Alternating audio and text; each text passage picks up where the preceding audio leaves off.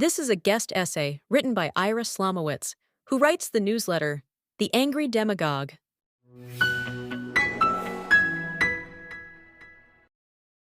One of the great books of the last decade is Lebanese-American essayist and mathematical statistician Nassim Taleb's Anti-Fragile Things That Gain from Disorder. I read it years ago and bought one for each of my grown children and suggested they read it and think about it when making decisions. I said at the time that this should be required reading for all IDF officers. In a nutshell, Taleb differentiates between fragile, non-fragile, and anti-fragile. Glass is the classic fragile substance, and concrete the classic non-fragile. Both can be destroyed with correct instruments, and non-fragile items will slowly decay when things like water infect them. Anti-fragile items, on the other hand, gain strength from chaos. The more an anti-fragile substance gets hit, the stronger it gets. Nature for Taleb is the classic anti-fragile system. Nature knows how to respond to any disturbance, and it learns how to adapt and survive. This adaptation and survival might hurt parts of the natural world, but nature as a system will survive and be stronger. Think of natural immunity from a virus. Another of the ideas in Taleb's book is optionality. Decisions in life are often like buying options. When buying an option, you want a high upside and a low downside. A simple non-financial example is crossing a street. If you see a car 50 yards away and are pretty sure you can make it across the street without getting hit, you can take that pretty sure chance and save yourself the 10 seconds it takes for the car to pass. Or you can wait the 10 seconds. The upside here is saving 10 seconds. The downside is getting hit by the car. The decision is pretty obvious for those who think of optionality. In short, Taleb is a serious man and a serious thinker. Born in Lebanon in 1960, he is a polymath, making his name in trading and finance and his previous book, The Black Swan. In a recent interview with the French newspaper L'Orient Le Jour, Taleb called Israel a fragile country due to its dependence on the United States and said that top-down peace agreements, like that between Israel and Egypt, or the Abraham Accords, are doomed to fail. Is Israel a fragile country? And if so, is it more fragile than other small free countries? And finally, how can it move on the road to anti-fragility? And are fragile peace agreements worthless? Taleb's claim that Israel is fragile due to its dependence on the U.S. is true in and of itself. Changes in U.S. foreign policy, either via elections or changes in U.S. interests, have in the past put Israel in difficult situations. When Israeli Prime Minister Yitzhak Shamir requested U.S. loan guarantees from then U.S. President George H.W. Bush in order to fund the absorption of masses of immigrants from the falling Soviet Union, he was turned down until Israel halted settlement activity in the West Bank and attended the failed Madrid Peace Conference in 1991.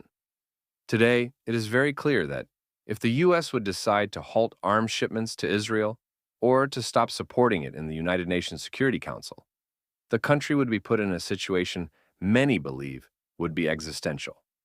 A big issue in Israel at the moment has to do not only with Israel's dependence on the U.S. for military hardware, but in the relationship of its top generals with the Pentagon. There is a claim that much of the globalized attitudes of Israeli generals comes from the influence of the politically correct elite in the U.S. Defense Department. It reached a point where, just a few weeks before the current war broke out, the general in charge of military intelligence stated that he fears that global warming is a greater threat to Israel than Hamas.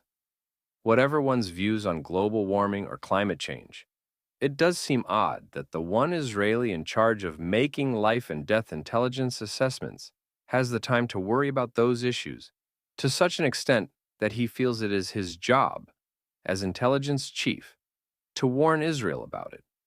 Further, the October 7th attack itself showed the fragility of the defense strategy of Israel's top generals and politicians. It had a conception of Hamas and other enemies, and had no allowance for its being wrong. However, the initial response of Israel's soldiers and officers without the centralized support of the general staff, show how many of Israel's combat soldiers are anti-fragile. Israel's people can also be said to be anti-fragile in Nassim Taleb's definition of it, where chaos or tragedy make one stronger.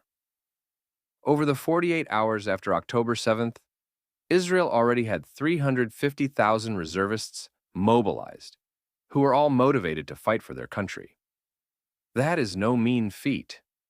For the most part, these reservists went to their units before being called up, or called their commanders demanding to be called up. Many thousand Israelis returned from abroad at their own expense in order to join their units and fight. In contrast, Ukraine had to forbid all men under 50 from leaving the country. In Israel, a divided, shocked, and demoralized people became a strong fighting force with the home front in total support, within hours. Military tactics are another area where Israel is anti-fragile. Due to the utter failure of military intelligence and the lack of central control over the first hours of the war that Saturday morning, the junior and mid-level officers and soldiers took command and figured out on their own how to face down the thousands of terrorists who took over towns and villages, as well as military bases. Instead of waiting for orders and making sure everything was organized for attack, a delay which would have cost many more civilian lives, Israel's soldiers improvised with what they had and took back the territory under very difficult circumstances. Many soldiers lost their lives through many acts of bravery, but the decisions they made on the spot made them, the army, and the country stronger. The same can be said in the fighting in Gaza.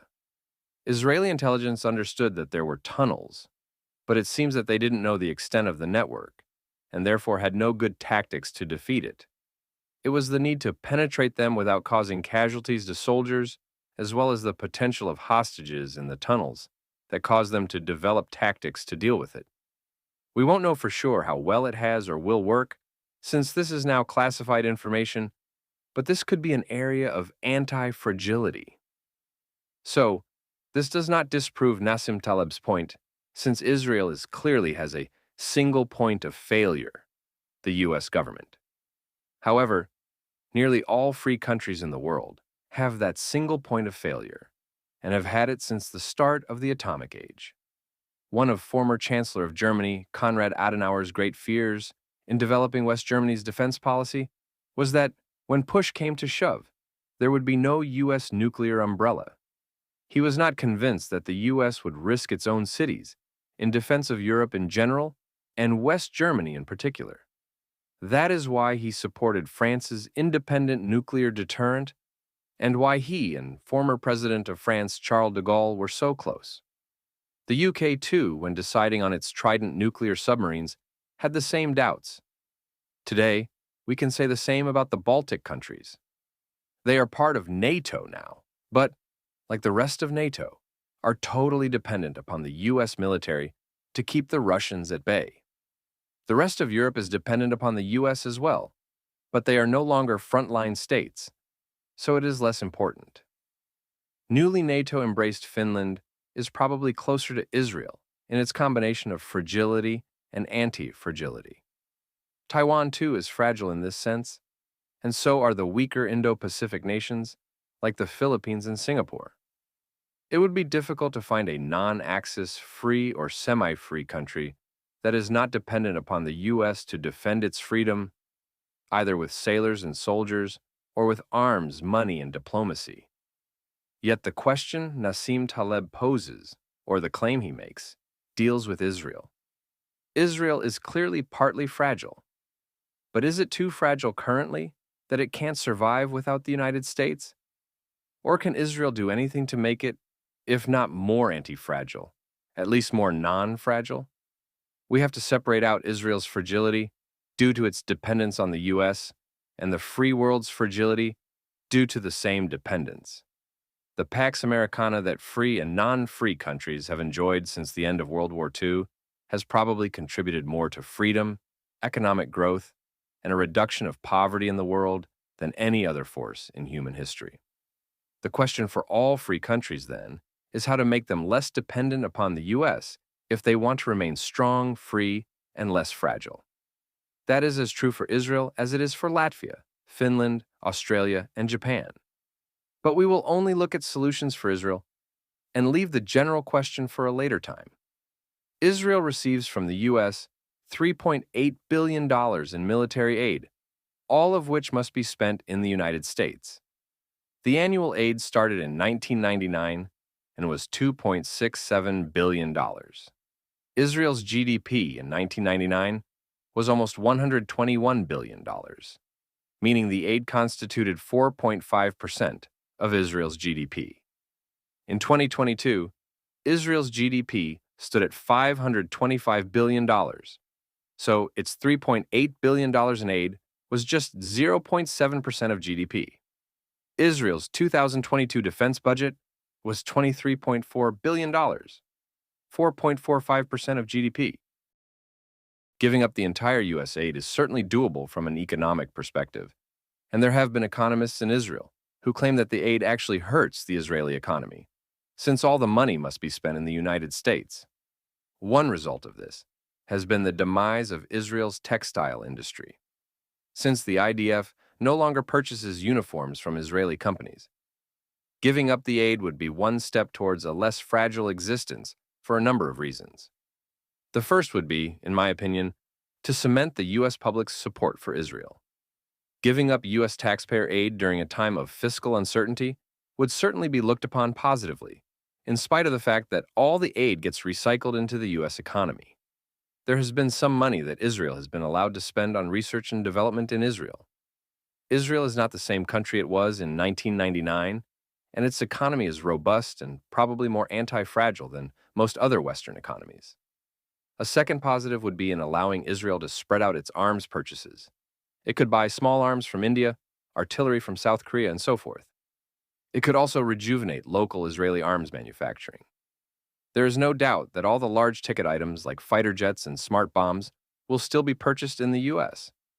And there is no doubt the U.S. arms industry will continue its good relations with Israel, and in fact might be made more competitive since the IDF will be free to choose from amongst many providers for various weapons systems. Another move Israel can make that would decrease its fragility would be to make sure it always has a 12-month supply of weapons and spare parts in order to fight a 3-front land war and a 5-front air war. It would have to beef up its navy and ground forces without hurting its crown jewel, the Air Force. This would make it less dependent upon the importation of arms in case of war. An area where it will be difficult to be less fragile is the diplomatic arena, as woke culture takes over the Western narrative about the world, and many of the less and non-free countries can't manage to fight off Arab money and propaganda.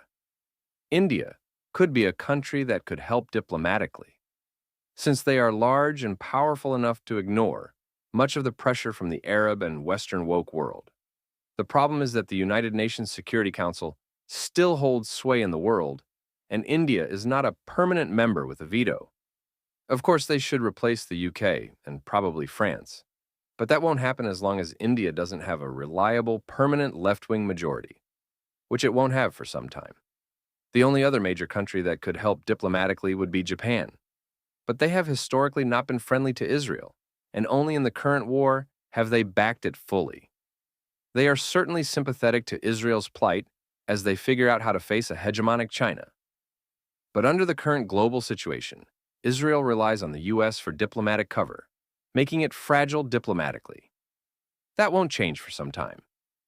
Economically, Israel is probably more anti-fragile than most other countries in the world. This is true for two reasons. First, Israel has a strong domestic market, including a very productive real estate market. It has an agricultural center that produces enough for export and, of course, world-class high-tech and biotech industries. Most important, it has children. It is the only Western country with a high birth rate, something that has been underestimated in the West. Israel's fertility rate, births per woman, stands at 2.9. The next highest Western country is France at 1.8. Replacement rate is 2.1. Regarding the top-down peace agreements, Nassim Taleb himself understands for sure that the non-democratic top-down nature of most Arab countries makes this less important than in Western free countries. However, he does have a point here. Regarding Egypt, from the beginning, the people, or more accurately, the professional and intellectual classes, have been opposed to Egypt's peace with Israel, brokered by Egyptian President Anwar el-Sadat in 1979. Still, the peace has held for 45 years, which is quite a long time. I remember as a child reading the biblical book of Judges, where the Israelites would sin to be saved by a judge who would rule and keep the country quiet for 40 years. At the time, I thought, what is the big deal of 40 years of peace? As I grew much older, I realized that 40 years of peace would be an incredible feat. So, 45 years of non-war between Israel and Egypt is quite a success. Will this continue for another 45 years? I think that if Israel remains strong, it will. Regarding the Abraham Accords, the jury is still out. We will have to see where it all progresses. This war has certainly shown that even mass violence has not caused violent reactions from the Abraham Accords countries. The one peace agreement most fragile and more worrisome, though, is the one with Jordan. The Hashemites are first and foremost survivors, and if survival means breaking the agreement, they will do it in a second. In summary, Israel's dependence on the U.S. is crucial for its survival, and that in itself makes it fragile. However, there are things Israel can do to make it less fragile, and the will and determination of its people make it, in many senses, anti-fragile, in Nassim Taleb's description of that term. Compared to other small, free countries, though, all of whom depend on the U.S. for at least part of its defense, it is difficult to say that Israel is worse off, except that, besides the Baltic countries, its neighbors are worse and more dangerous.